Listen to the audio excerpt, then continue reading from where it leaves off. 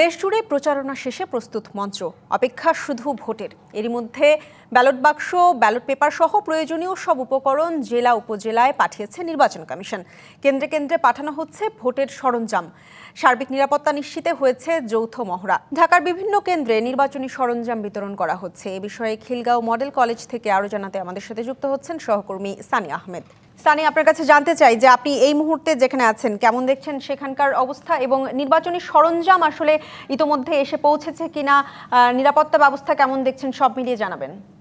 আমি এই মুহূর্তে রয়েছি খিলগাঁও মডেল কলেজে। এখান থেকেই ঢাকা ৯ আসনের যে 169টি ভোট কেন্দ্র রয়েছে, সেই ভোট কেন্দ্রগুলোতে এখান থেকেই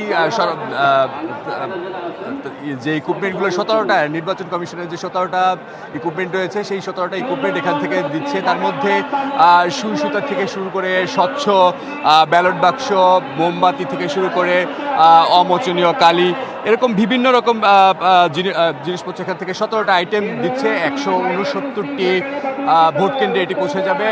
একজন রিটার্নিং কর্মকর্তার নেতৃত্বে আনসার, বিডিপি এবং পুলিশের সহযোগিতায় তারা সেই ভোট কেন্দ্রগুলোতে পৌঁছে দিবে। এবং আমি সকালবেলা থেকে ঈশিতা বিভিন্ন গণমানুষের সাথে, ভোটারদের সাথে কথা বলছিলাম।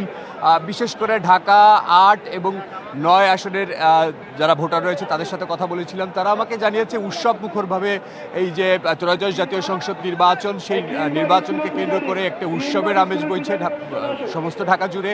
এবং এই মুহূর্তে যে খিলগাঁও মডেল কলেজে আমরা রয়েছি, এখানে আপনি দেখতে পাচ্ছেন নিশ্চয়ই যে প্রচুর আনসার বিডিপির যে এখানে সদস্যরা রয়েছে, তারা আসলে এখানে ভিড় করছেন। একজন করে প্রিজাইডিং কর্মকর্তা রয়েছেন, প্রিজাইডিং কর্মকর্তার সাথে প্রশাসনের লোকজন থাকছেন। এবং তারা যে 17টি নির্বাচন কমিশনের যে 17টি আইটেম রয়েছে,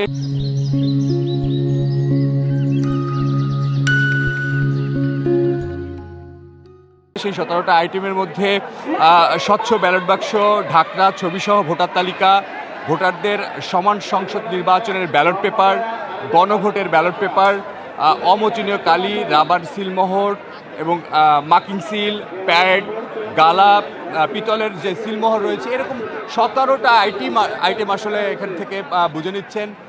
এবং নির্দিষ্ট ভোট কেন্দ্রে পৌঁছে দেওয়ার জন্য প্রশাসন কাজ করছে। তবে এই মুহূর্ত পর্যন্ত আমার কাছে কোনো রকমের অপ্রীতিকর কোনো ঘটনা ঘটেনি বলে আমি জানতে পেরেছি।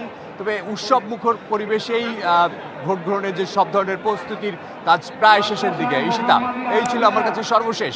তানি, আপনাকে ধন্যবাদ।